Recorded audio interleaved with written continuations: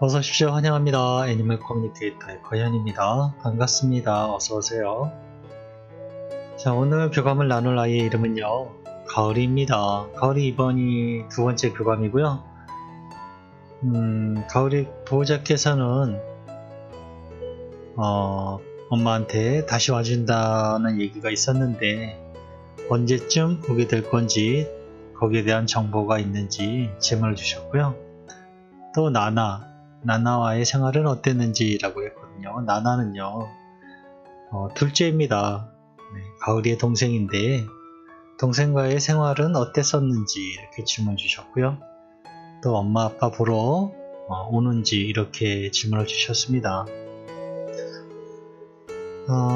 교감을 마쳤고요. 교감 나눈 내용을 이제 영상을 통해서 녹화를 시작하도록 하겠습니다. 자, 근데 이제 하나 이제 처음 교감을 신청하시거나 또는 다른 에커분들과 제가 교감하는 건 아마 비슷할 거예요. 근데 이제 알려드리는 방법이 약간씩 차이가 있거든요. 대부분의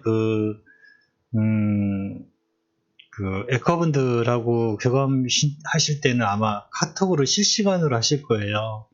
여러 가지 이야기들을 카톡으로 하실 텐데 저는 실시간으로 하지 않고 있고 예전에는 블로그에 이제 글로써 이제 썼었는데 이제는 영상을 통해서 이제 교감 나눈 내용을 영상으로 녹화를 해서 보내드리잖아요. 그런데 이제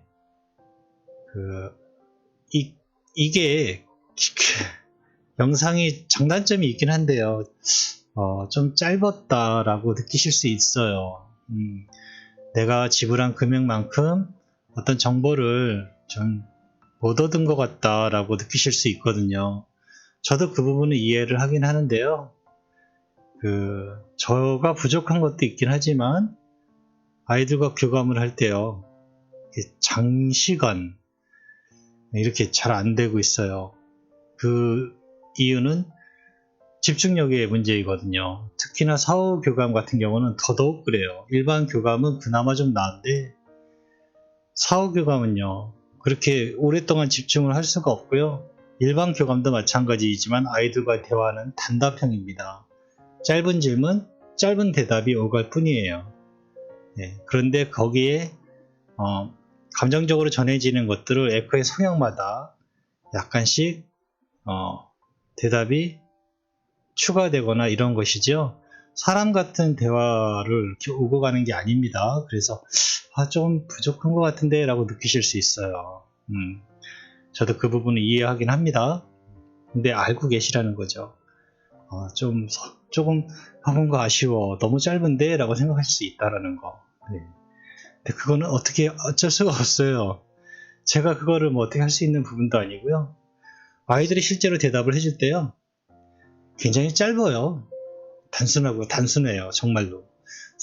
사람들이 얘기하는 것처럼요, 길게 유하게 표현을 해가면서 아이들이 대답을 해주는 게 아니라서요, 옮겨 적는 것도요, 상당히 그게 어려움이 있어요. 그래서 좀 아쉬운데 하실 수 있습니다. 그거는 어떻게 할 수가 없어요. 자, 어쨌든 가을이하고 만나기 위해 여행을 시작하였습니다. 넓은 들판이 보입니다. 들판이 보이는데요, 왼쪽 편에 나무가 한 그루가 있는데요, 그 나무에 어떤 영체하고요, 가을이가 같이 있습니다. 네. 근데 그 나무에는요, 과일들이 열려 있는데요, 그 과일을 그 영체가 따는 것처럼 보이고 있습니다. 그리고 그 아래에 가을이가 빙글빙글 돌고 있는 거예요. 과일을 따고 있으니까, 어떤 그 영체가 과일을 따고 있으니까 빙글빙글 돌면서 즐거워하고 있습니다. 마치 기대하고 있는 것처럼요. 가을이에게요, 네, 손인사를 했어요. 왠지 제가 저 영체들하고는 아직은 말 같은 거를 하면은 안 된다라는 게, 제가 좀 말을 건다거나 네, 그렇게 해서는 안 된다라는 생각이 있어서요. 주로 그렇게 제가 먼저 그런 영체들에게 말을 걸어보려고 액션을 취해보진 않아서요. 주로 기다리거나 아이들이 먼저 알아채서 나한테 오기를 바라고 보통 그렇게 하거든요. 근데 막 늘 즐거워하고 있길래 그냥 말을 못하고 그냥 이렇게만 했어요. 가을이에게 선인사를 하였습니다. 저를 보고요 달려옵니다. 인사를 나누었습니다. 안녕, 잘 지내니? 그동안 잘 지냈어? 라고 인사를 나누었어요. 네, 안녕하세요. 어서오세요. 라고 환하게 웃음을 지어줍니다. 얘가요 진짜로 웃음이 정말 해맑습니다. 밝아요. 그리고 오늘은 뭐하고 있었니? 라고 물어보니까요, 저 과일 따는 거 보고 있었어요. 라고 합니다. 그게 재미있어? 제가 이렇게 물었죠. 즐거워 보이던데. 그게 재밌는 것이 아니라 함께여서 즐거웠던 거예요. 라고 합니다.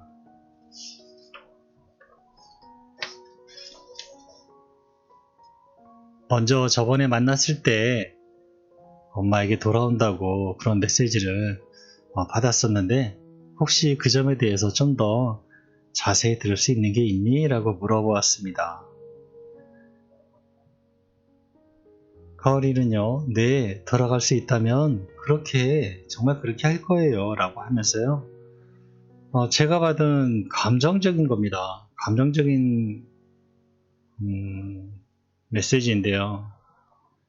받은 건 이렇습니다. 부족함, 발견하지 못함, 힘의 딸림, 아직은 준비 부족, 이런 것들입니다. 언어로 얘기하면요, 소리로 들리면은 저도 전달하기가 좋은데요, 그거 소리로 들린 건요, 보통 같은 경우는 우리 사람으로서는 이해하기엔 빠른데요,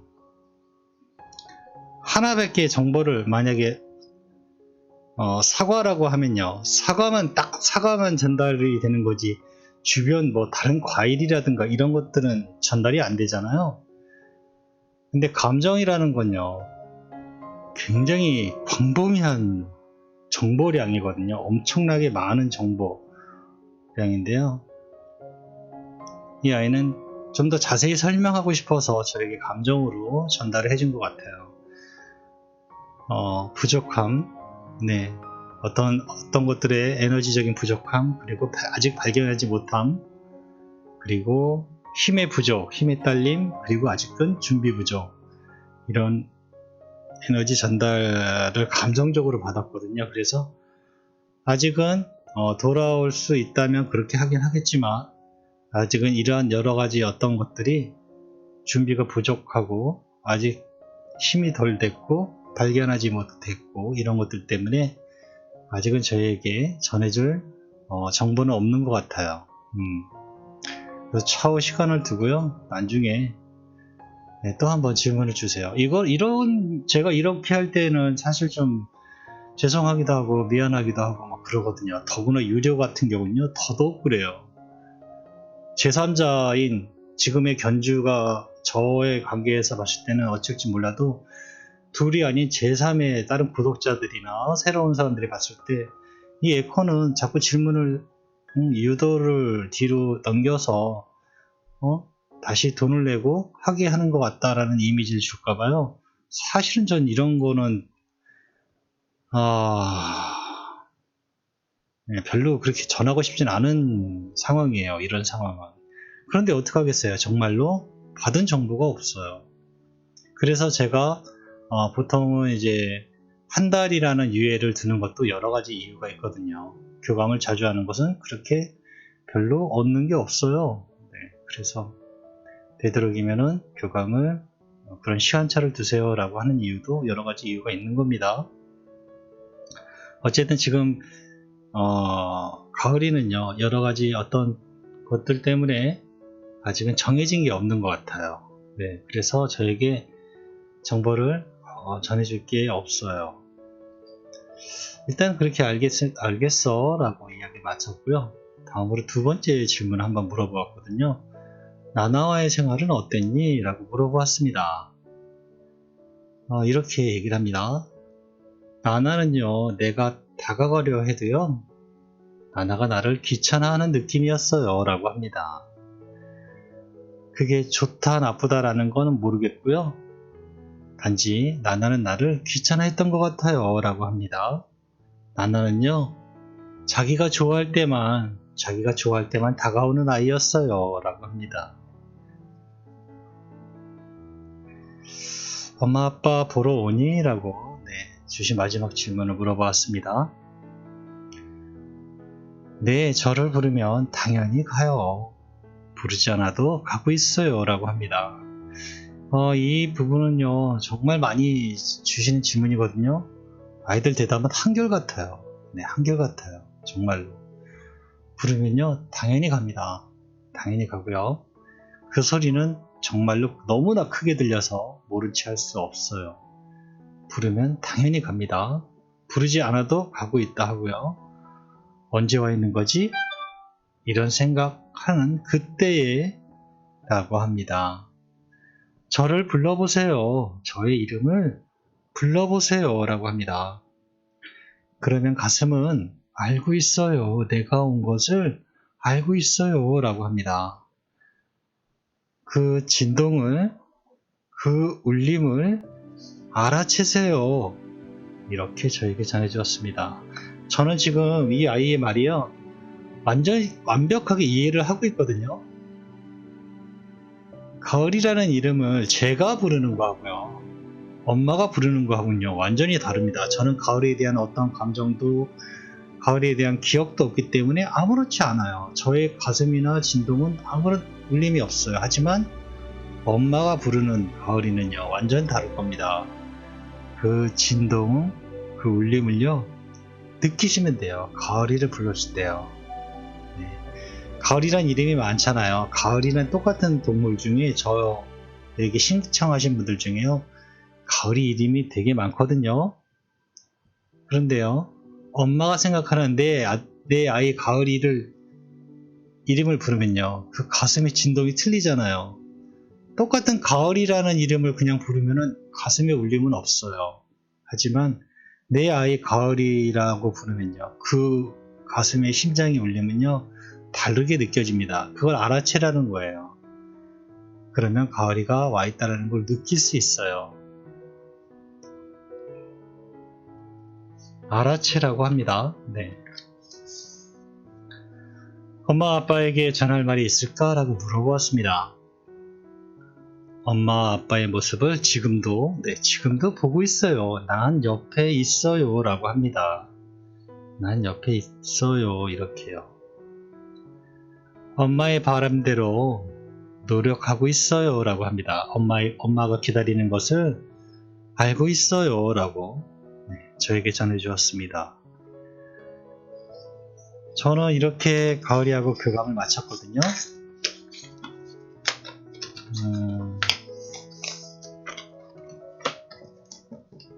가을이는 항상 옆에 있습니다. 이거는 모든 견주에 똑같은 거예요. 저는 늘 교감을 하면서요, 똑같은 질문을 굉장히 많이 받고요, 거의 똑같은 대답을 하고 있습니다. 기계처럼 반복적으로. 하지만 그게 사실이기 때문에 그래요. 그게 정말이고, 그게 아이들이 전하고픈 마음이기 때문에 그 대답은 한결같다라는 겁니다.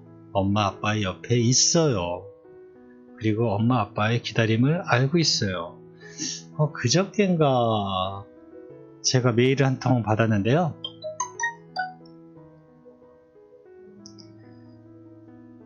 저쪽 환생에 대한 정보를 받은 그분의 영상을 보고요, 너무 부럽습니다. 네, 너무 부럽습니다. 우리 아이는 언제 그런 소식을 저에게 전해줄까요? 이런 메일을 받았거든요. 그건요, 선택하는 것이 아닙니다. 누구는 그런 선택을 하고 우리 아이는 그런 선택을 안 하고 그러는 것이 아니에요. 네. 다 똑같이 아이들은 부모가 원하면요, 대부분 그렇게 하려고 해요. 제가 알고 있는 그런 그냥 느낌이나 여러 가지로 봤을 때는